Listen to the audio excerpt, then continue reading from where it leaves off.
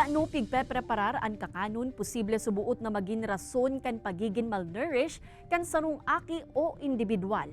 Ang paliwanag kan National Nutrition Council Bicol sa bagay na ini, aramon ta live kay Jessica Calino.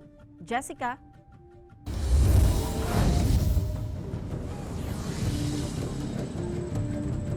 Kate, sigon sa National Nutrition Council Bicol, kung bakong tama ang food handling o pakapreparar kan kakanon, pwede rin maging kausa kaya dakul ang magkakadayariya o magkakahelang. Asin iniman, pwedeng magresulta sa malnutrisyon. Antes na maglaog sa ospital, nagbakal na sinda Nanay Evangeline Pangudtuhan. Sa kantidad na 150 pesos, may makakakana sindang tulo na iribanan. Burbarat po kaya. Wala mo, sir. Burbarat po ang ninda, panira. Mas madali man subuot magpili digdi na nakapatusnaan mga maluto asin panira. Pirang bulan pa sana nakakalihis, kan puunan ni Daramil ang pag-upresir kaini sa may Bicol Medical Center. Mas madali siyang mabenta. Pag kaya, siyempre mga tao nag-agi-agi man lang. Dahil ito pwedeng matakad ka pa. Di, siyempre pag nabakal, mabakal na lang, dalag lang sa laga, kabayali na lang sinda. Arual daw, alas 5 nin maagahon sinda nagluluto nin tigdirikit na porsyon kan 10 mga putahe. Pinapalipot mo muna bago siya ipatos para at least dahil siya tulos magmuis sa loob. Pag nagmuis na siya sa loob, ma'am, nabubuhay tulos ang bakterya, pupunan ka pagpanos niya. Pagkahapon man, maluto utro sindanin para naman sa pamanggihan. Sigun sa National Nutrition Council Bicol, sa laog kan 2 oras pakaluto, dapat nakukonsumo na ang kakanon.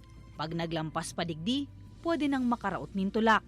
Pigpapagirumduman man ang publiko na bakukuta ng plastik ang paggamiton na direktang pampatos sa miski anong kakanon.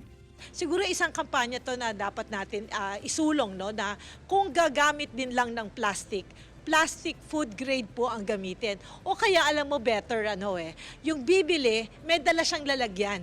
Yung lalagyan niya, food grade, syempre, no? So, doon niya mailalagay yung kanyang pagkain. So, pag gaganon, masigurado siya na hindi, mas less contamination. Pigtawan doon man ni Riario, ang importansya sa salud kan tamang food handling. Puon sa pagluto, hasta sa pagkonsumo kan kakanon, nganing maibitaran ang pagkakaigwanin diarrhea.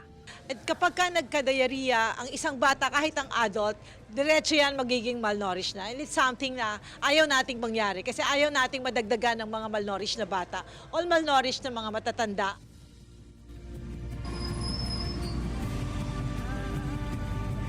Sigun pakit kireyaryo, ang the best da talaga magluto na sa nakita kan sa diritang kakanon. Pero kung di talaga kaya, magpili nin malinig asin safe na nababakalan, asin piliun man na maggamit katong sustainable na mga laagan, ta apoy ra nga ni isa less chances of contamination, makakatabang man ini na maibitaran o mainaan ang mga basura sa kapalibutan. Kate? Jos Mabalos, Jessica.